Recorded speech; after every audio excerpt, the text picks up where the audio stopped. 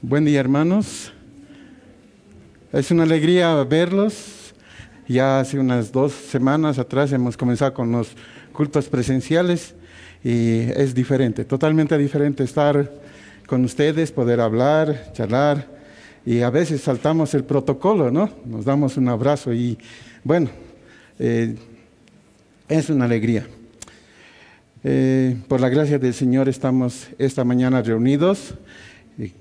Hemos venido aquí más bien para alabar a nuestro Dios, para rendirnos a Él, y ahora vamos a estudiar su palabra, vamos a repasar algo de su palabra y queremos escuchar lo que Él tiene para nosotros. Así que, hermanos, quisiera que antes de comenzar podamos inclinar nuestros rostros, vamos a orar. Y Señor amado, Dios bendito, en esta mañana unánime, Señor, queremos levantar nuestras voces, Señor, reconociendo, Señor, nuestra necesidad de Ti. Señor, día a día, semana tras semana, mes tras mes, necesitamos de Ti. Y reconocemos esto, Padre, lo reconocemos y te pedimos que la buena obra que has comenzado, Señor, en nosotros, puedas culminarla, Señor. Nos reconocemos incapaces, Padre, nos reconocemos que no tenemos fuerzas en nosotros mismos, pero Tú eres fuerte, Padre, y en eso nosotros estamos confiados. Padre, queremos rogarte que esta mañana nos dirijas, que nos guíes y que nos indiques por dónde tenemos que ir, Señor. Y gracias, Señor amado, por este tiempo. Gracias por mis hermanos que han llegado hasta aquí, por los hermanos que están viendo a través del Facebook. Señor, te agradecemos por sus vidas. Rogamos, Señor, por cada uno de ellos que tal vez están en dificultad, en dolor, sufrimiento. Pero, Padre, Tú estás ahí, Tú estás con ellos, Tú los estás, Señor, acompañando constantemente. Tú no los has dejado. Señor amado, queremos entonces dejar en Tus manos esta mañana. En Cristo Jesús oramos. Amén. Hermanos, por favor, abran su Biblia. Vamos a estudiar hoy la primera carta de Pedro. Estamos en una sesión de la carta de Pedro. Estamos estudiando versículo a versículo. Y bueno, esta mañana vamos a estudiar el capítulo 1, versos 8 y 9. Primera de Pedro, capítulo 1, 8 y 9. La palabra de Dios dice así: a quien amáis sin haberle visto, en quien creyendo, aunque ahora no lo veáis, os alegráis con gozo inefable y glorioso, obteniendo el fin de vuestra fe, que es la salvación de vuestras almas. Entonces, vamos a meditar en algo especial. Esta mañana vamos a ver algo que los hijos de Dios debemos reconocer en nuestras vidas, y ese tema es amando al invisible. Eso es lo que vamos a ver esta mañana. Hermanos, el apóstol Pedro escribió esta carta a un grupo de iglesias que se encontraban en el Asia Menor. Esto era en una provincia romana. Los cristianos, los hijos de Dios, estaban pasándolo mal, ¿sí? Estos creyentes estaban siendo perseguidos. Desde el principio de la carta, Pedro tiene esa intención de animar por lo que el contexto estaba sucediendo. Él sabía que estaban siendo perseguidos. Él quiere alentar a los lectores. Hasta ahora, hermanos, el apóstol Pedro nos ha enseñado quiénes somos en Cristo Jesús. Él nos ha dicho que fuimos elegidos por Dios, ¿sí?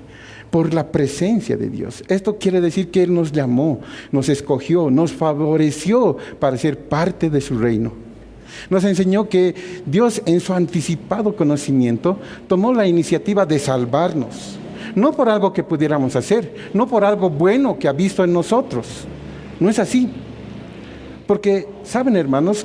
Cada ser humano que nace en este mundo está destituido, está alejado, separado de Dios por su pecado. Hermanos, Dios nos conocía perfectamente, y a pesar de que Él nos conocía y sabía lo necio y lo malos que íbamos a hacer, aún así en su misericordia, aún así en su amor, nos eligió. Y esa elección es tan grandiosa y esa elección es tan importante para nosotros que hay que tomarla muy en cuenta. Ahora les comparto algo. De verdad, ¿no? Si yo hubiera sido Dios y hubiese visto mi vida, una vida enredada, una vida tan desordenada, yo mismo no me hubiera escogido. ¿Sí? Pero Dios es tan diferente al ser humano, tan diferente a mí, tan diferente a nosotros, que Él quiso amarme, quiso escogerme. Y cuando pienso esto, hermanos, puedo entender esta gran verdad. Y saben, puedo vivir agradecido a Él. Estoy seguro que cada uno de ustedes, mis hermanos, cuando recuerdan su vida pasada y de dónde lo sacó nuestro Señor, ese Señor misericordioso, también están agradecidos, porque ha cambiado nuestras vidas. Ahora, el apóstol Pedro, en estos versos que hemos dado lectura, nos quiere mostrar dos características de los hijos de Dios, rasgos distintivos que debemos exhibir cada uno de nosotros. Y la primera característica, ese rasgo distintivo, se encuentra en el verso 8. Por favor, lean conmigo. Él dice: a quien amáis sin haberle visto, en quien creyendo ahora no lo veis, os alegráis con gozo inefable y glorioso. Entonces, la primera característica del verdadero Hijo de Dios es que ama y se goza en Cristo Jesús. Ama y se goza en Cristo Jesús. Ahora, si comenzáramos a meditar nada más por este verso, no tendríamos ese trasfondo, ¿no? No tendríamos ese contexto por la cual Pedro está diciendo esto, por lo cual Pedro dice esta gran verdad. Y saben, hermanos, esta verdad viene del contexto de los versos 6 y 7, así quisiera que le den lectura, 6 y 7. En lo cual vosotros os alegráis, aunque ahora por un poco de tiempo, si es necesario, tengáis que ser afligidos en diversas pruebas, para que sometida a prueba vuestra fe, mucho más preciosa que el oro, el cual aunque perecedero se prueba con fuego, sea hallada en alabanza, gloria y honra cuando sea manifestado Jesucristo. El apóstol dijo en el verso 6, en lo cual ustedes se alegran. Y la pregunta es, ¿en qué nos alegramos? ¿En qué nos alegramos? Y saben, hermanos, nosotros nos alegramos en esa preciosa salvación que Dios ha preparado desde la eternidad. Nos gozamos en esto. Nos alegramos que cuando éramos enemigos, nosotros fuimos reconciliados con Dios por su muerte, por la muerte del Hijo de Dios, por la muerte de nuestro Señor Jesucristo. Y saben, este sacrificio fue suficiente para llevarnos a Dios. Fue suficiente para restaurar la comunión y el favor de Dios en nuestras vidas. ¿Cómo no vamos a alegrarnos, hermanos, entendiendo esto? ¿Cómo no vamos a estar felices? ¿Cómo no vamos a gozarnos? En el mundo en el que nosotros vivimos, ¿no? Este mundo es malo. La gente que está alejada de Dios, más bien los hombres y mujeres, se alegran de diferente manera, no como nosotros. Ellos buscan muchas cosas para alegrarse. Muchos están maravillados por lo económico, se alegran en lo económico. Otros se aferran, ¿no? Se alegran en la fama y también en el poder. Sin embargo, a diferencia de ellos, los creyentes, nosotros, nos alegramos y nos gozamos en la seguridad de nuestra salvación. Pero Pedro, él mismo dice en el verso 6, aunque ahora por un poco de tiempo, si es necesario, tengáis que ser afligidos en diversas pruebas. O sea, hermanos, que los cristianos nos gozamos en la salvación, es cierto, pero la verdad es que todavía estamos en este mundo. Y que ahora, por un poco de tiempo, es inevitable que seamos afligidos. Y estoy seguro, ¿no?, que todos estamos siendo afligidos por diversas pruebas. Hermanos, sufrimos porque vivimos en un mundo caído. Sí, está lleno de enfermedades, desastres naturales. También sufrimos por infinidad de dificultades. Hay muchos que nos agreden, hay muchos que nos hieren. Sufrimos por ataques personales, por difamación, abuso. Sufrimos todo esto. De una u otra manera, estamos en las manos de esas personas, porque viven en el mundo y nosotros vivimos en el mundo. Y esa es la situación en la que se encontraban los hermanos del primer siglo, ¿saben? Ellos estaban siendo perseguidos, ellos estaban siendo agredidos, estaban siendo maltratados, atacados. Sufrían abusos de dos lados, ¿sí? Por un lado estaban los inconversos, los gentiles que los estaban persiguiendo. ¿Saben qué decían de nuestros hermanos? Ellos decían que eran unos ateos, ¿sí? ¿Por qué? Porque ellos no aceptaban sus rituales, no aceptaban sus dioses y no participaban en sus fiestas. Estaban enojados con ellos y decían, estos son unos ateos, ¿sí? Y eran odiados y perseguidos. Por otro lado, estaban siendo atacados por los mismos judíos, ¿sí? Ellos les acusaban de ser traidores, ¿sí? Que estaban en contra de la ley de Moisés, porque habían dejado y habían abandonado el judaísmo. Así que también los perseguían. Y así como nuestros hermanos sufrían, nosotros también vamos a sufrir, hermanos. Y por eso, esto por infinidad de razones. La verdad que el sufrimiento es parte de nuestra vida. Ahora, yo te digo una cosa. Si tu hermano o tu hermana, si todavía respiras, si todavía tienes ese aliento de vida, vas a sufrir en este mundo, inevitablemente. Una pregunta. De todos los que estamos reunidos esta mañana, ¿cuántos están pasando por una prueba, por una aflicción? ¿Cuántos de nosotros estamos pasando por esto? Si quieren levantar la mano, está bien. Pero otra pregunta, ¿quiénes están pasando por un tiempo de prueba, que no están pasando por tiempo, que no están teniendo pruebas? ¿Pueden levantar la mano? ¿Alguno que no esté pasando por prueba? Bueno, veo que no hay manos levantadas, así que tal vez hay pocos que están en un tiempo de tranquilidad. Tal vez hay muchos también que están pasando sin tener problemas. Recuerden, hermanos, somos elegidos. Recuerden, hermanos, somos renacidos, herederos, guardados. Y además somos probados y pasamos por aflicción y prueba. Pero ahora quiero llamar la atención a las palabras que dice Pedro. Dice, aunque ahora por un poco de tiempo, si es necesario, tengáis que ser afligidos. ¿Qué dice Pedro? ¿Cuánto tiempo va a durar las pruebas según lo que hemos dado lectura? ¿Cuánto tiempo va a durar la aflicción? Dice, ¿no? Por un poco de tiempo. Por un poco de tiempo. La aflicción que estás viviendo, hermano, la prueba por la que atraviesas, no va a durar para siempre, no es eterna. Las aflicciones están limitadas a un tiempo.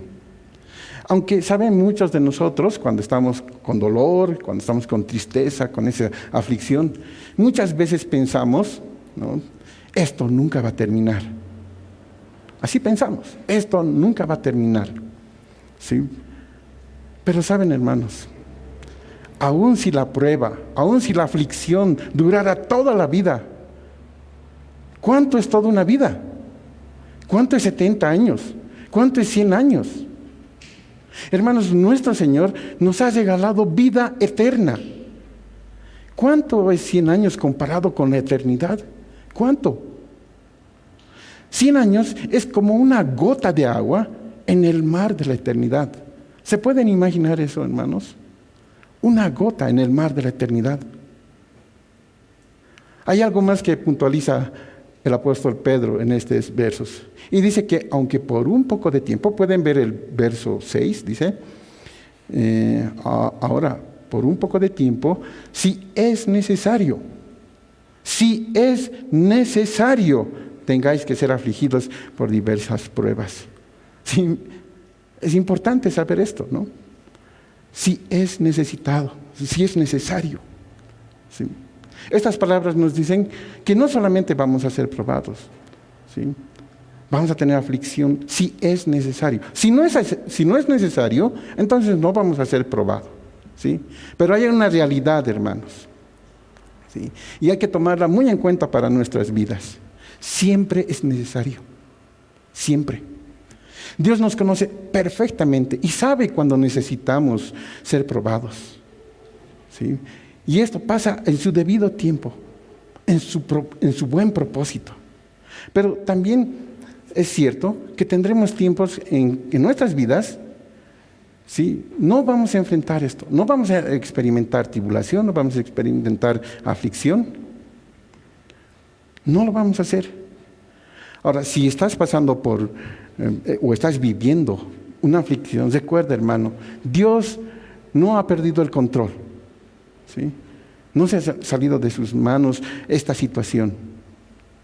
Nada de lo que nos suceda sale de las manos de Dios. Ahora, quiero aprovechar para explicar algo importante, hermanos. La aflicción, la prueba y el dolor no son buenos, ¿ya? No nos hacen felices, no son buenos. La pena, el sufrimiento, la angustia, todo lo que produce la prueba y la aflicción no nos hace diferentes. No te cambia. No eres mejor porque estás pasando por algo difícil en tu vida. No es así, hermanos. Yo recuerdo que hace varios años atrás, cuando mi esposa enfermó, un hermano me dijo, ¿no?, cuando estaba atravesando ese tiempo, me decía: Juan, la enfermedad de Rita te cambió.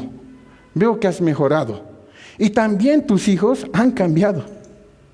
Así me decía el hermano. Y saben, la prueba, la aflicción, hermanos, no cambian a las personas. No cambia el carácter, no cambia la conducta de un creyente. Las aflicciones no tienen ese poder.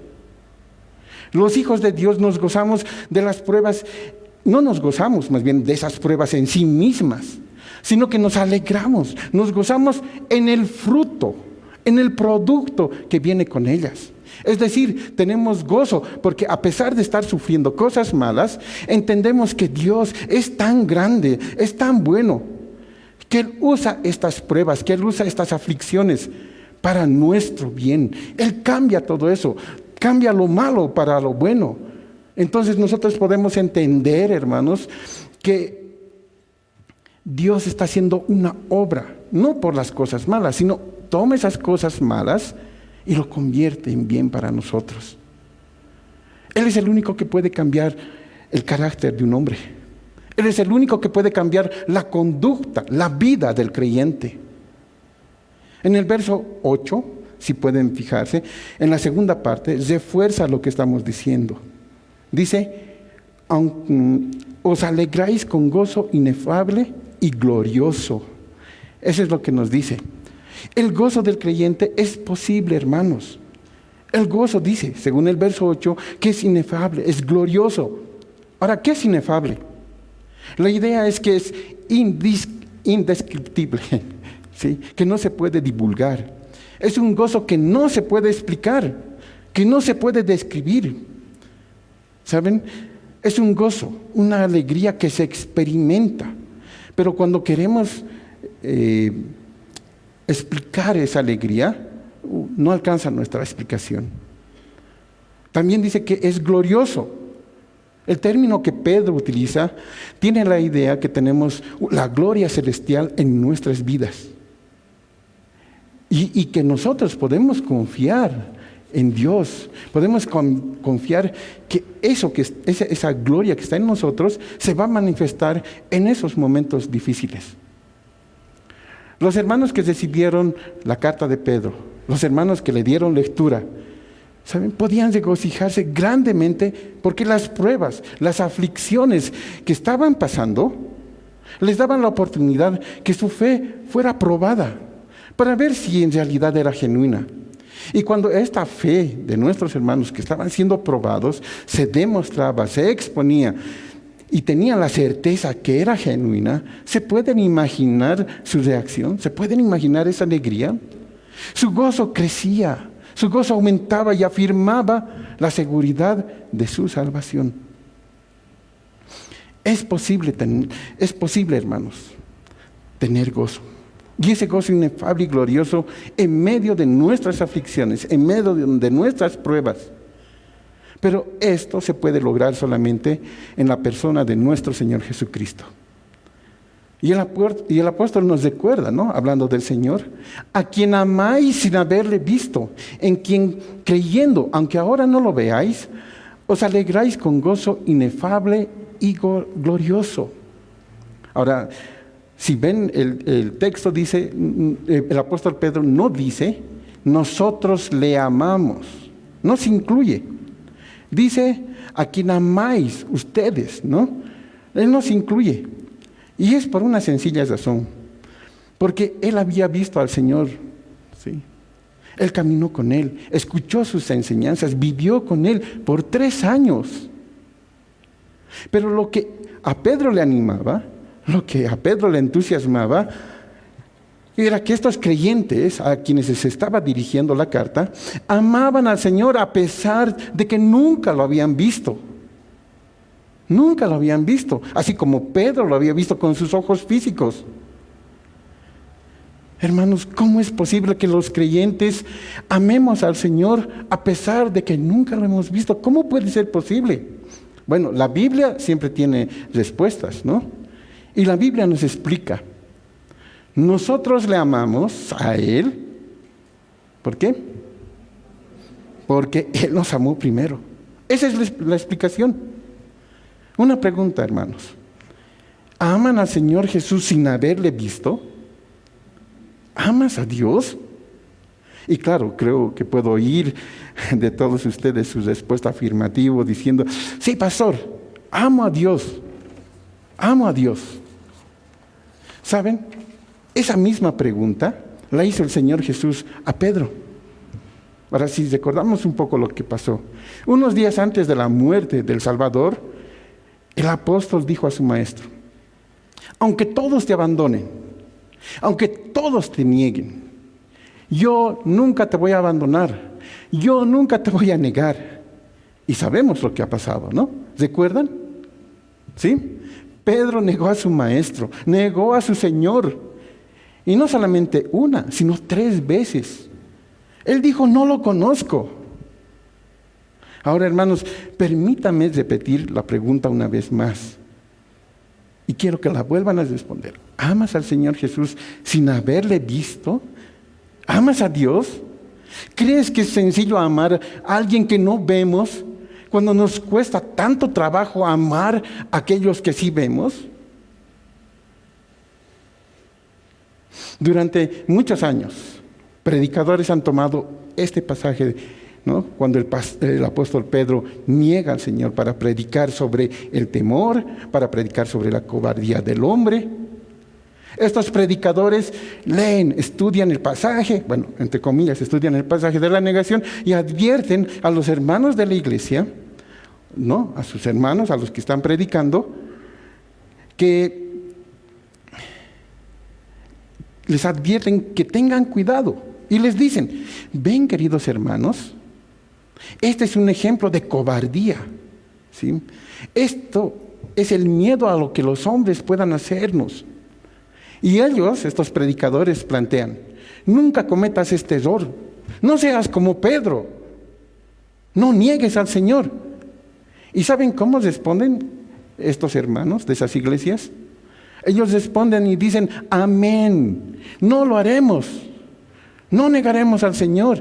Y tal vez puede estar bien, no lo sé. Pero estas mismas personas, ¿no? Los hermanos de esa iglesia, después de haber escuchado el mensaje, cuando salen de su iglesia y llegan a su barrio, están llegando a su casa y por casualidad encuentran a algún vecino o amigo y le saluda y le pregunta, ¿de dónde vienes?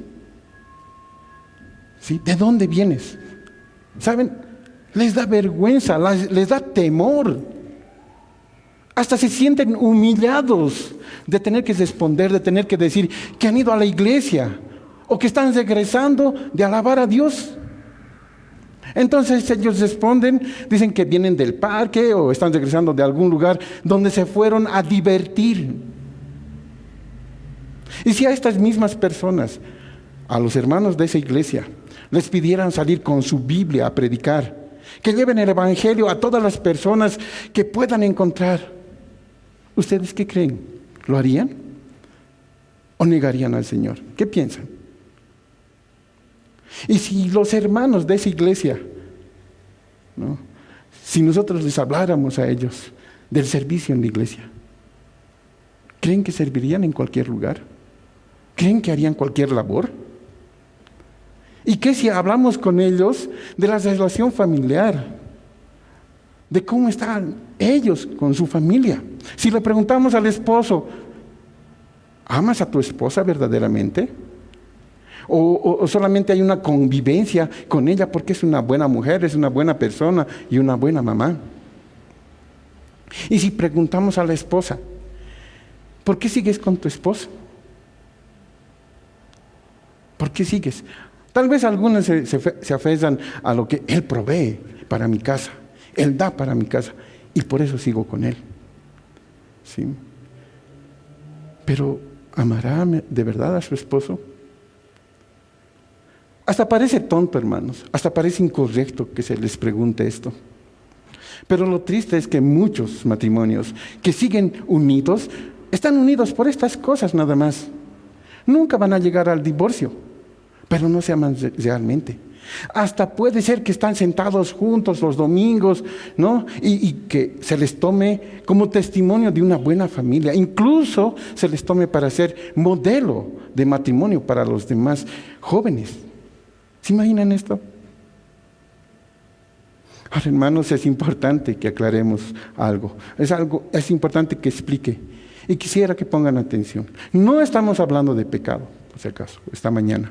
No estamos meditando para sentirnos culpables o para condenarnos. Estamos hablando de amor, de un amor real, de un amor genuino. Y saben, ese amor real y genuino solo lo podemos encontrar ¿en quién? En nuestro Señor Jesucristo. Cuando nuestro Salvador preguntó a Pedro, ¿me amas? No lo hizo para herir, no lo hizo para molestar, no lo hizo para humillar al apóstol.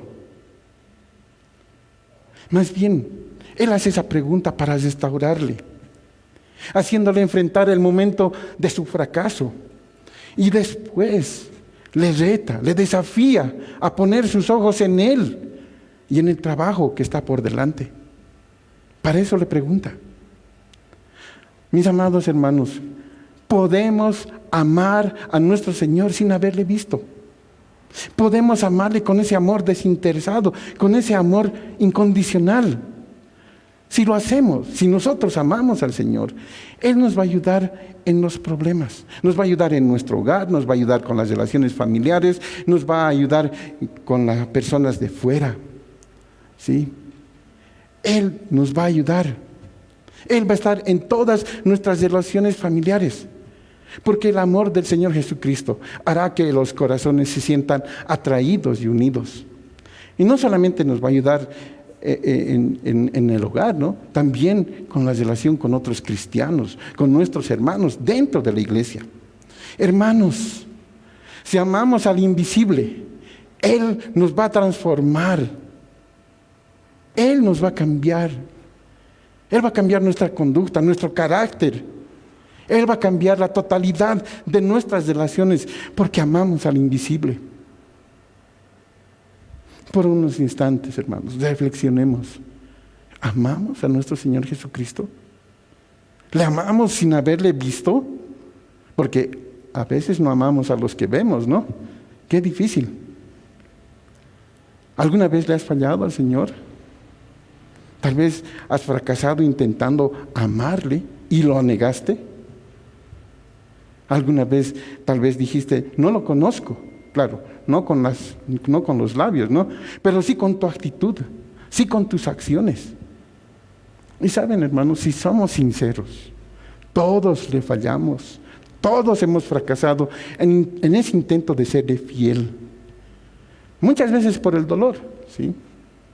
Y cuando estamos pasando por aflicción, ¿saben? Hemos claudicado, hemos caído, hemos cedido.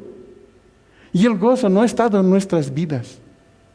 No ha estado en nuestras vidas. Así que nosotros pidamos al Señor Jesús que Él nos ayude. Pidamos al Señor Jesús que Él nos muestre que Él tiene todo el control. Que si estamos pasando por algo, Él no ha dejado de estar atento. Que nada se sale de su mano. Que si estamos en problemas, en aflicciones, en dolor, Él nos ama. Y va a utilizar esas cosas difíciles y malas que vienen a nuestras vidas para ser mejor hijo de Él. Los va a utilizar. Los va a utilizar, hermanos. Reflexionemos en esto, hermanos. Pero ahora debemos seguir, ¿no? Y debemos ver una segunda característica de los hijos de Dios. ¿Cuál es ese algo distintivo que debemos exhibir? Entonces, hay una segunda característica, está en el verso 9. Dice así: obteniendo el fin de vuestra fe, que es la salvación de vuestras almas. Entonces ya vimos que la primera característica del creyente es el que se ama, que se goza en Cristo Jesús, que ama al invisible. Ahora nos enseña que el fin, la culminación de nuestra fe es la salvación de todo nuestro ser. Y saben, hermanos, como hijos de Dios, no vivimos por lo que vemos, ¿sí? Porque lo que vemos es temporal. Así que no debemos aferrarnos a lo temporal. Más bien debemos vivir mirando a lo eterno, mirando a nuestra vida eterna. Entonces vamos a vivir centrados en la obra del Señor Jesucristo. Vamos a vivir centrados en la persona del Señor, porque Él pagó, ¿sí? Él dio su vida por amor. Y entender esto es lo que produce alegría, es lo que produce gozo permanente en nuestras vidas. Pero algo que me llamó la atención de las palabras del apóstol Pedro es que dijo: el fin de vuestra fe es la salvación de vuestras almas. El fin de vuestra fe es la salvación de vuestras almas. Entonces no entendía muy bien y quería entender la verdad. Y por lo que pude ver, por lo que pude estudiar, hermanos, él se está refiriendo a una etapa futura de nuestra salvación. Y tal vez esto puede llevar a la confusión. ¿Cómo es que es futura? Muchos pueden preguntar: ¿el creyente es salvo o tiene que esperar al futuro para hacerlo? ¿Cuál es la respuesta, hermanos? ¿El creyente es salvo o tiene que esperar al futuro para hacerlo? Sí, muy bien. Y la respuesta es clara, ¿no? La respuesta es sencilla. El creyente ya es salvo, ¿sí? Ya hemos sido justificados, ya hemos sido elegidos por Dios. Hemos resucitado juntamente con el Señor Jesucristo y ahora estamos guardados por el poder de Dios. Sin embargo, aunque los creyentes estamos seguros, aunque los creyentes estamos conscientes de nuestra salvación, de cierta manera nosotros seguimos esperando la consumación, seguimos esperando la salvación final. Ahora, ¿cómo se explica esto? Hermanos, nuestra salvación tiene 3 etapas, aunque es una sola. En el pasado, nuestra salvación, ¿no?, fuimos salvos de la paga del pecado, que es la muerte eterna. En el presente, ahora en este mundo, estamos siendo salvos continuamente del poder del pecado. Antes del Señor Jesús, nosotros fuimos esclavos del pecado. Ese pecado dominaba nuestras vidas. No le podíamos decir no al pecado. Pero ahora que hemos sido justificados, que el Señor ha cambiado, podemos hacer lucha al pecado. Ya no vamos a caer en el pecado. Vamos a luchar contra él. Y en el futuro seremos salvos de la presencia del pecado. Ya no va a haber más pecado en nuestras vidas. Ya no vamos a poder pecar. Y este es el día en que nosotros, los creyentes, seremos glorificados. Ese día se va a consumar todo. Hermanos, cada uno de nosotros tiene vida eterna. Es cierto. Pero esa vida eterna no comienza en la eternidad. La vida eterna es una realidad presente. Está en nuestras vidas. En otras palabras, empieza en el momento cuando Dios nos llamó. Empieza cuando Dios nos dio vida, nos hizo nacer de nuevo. Y ahora podemos tener esa seguridad de la presencia de Dios en nuestras vidas. ¿Sí? Podemos decir con toda humildad y también alegremente que conocemos al Señor, que conocemos al Padre y que ahora disfrutamos con una comunión especial con Él, con esa comunión íntima con Él. Podemos decir que la relación que Él tiene con nosotros es de amor y de cuidado. Porque Él nos ha escogido, porque Él nos ha amado, porque somos sus hijos por toda la eternidad. Y estas verdades, hermanos, deben motivarnos a vivir de diferente forma, ¿sí?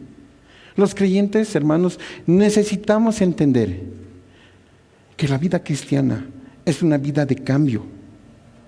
Necesitamos entender que la vida nuestra va a ser transformada, que no hay opción para nosotros quedarnos así como hemos comenzado.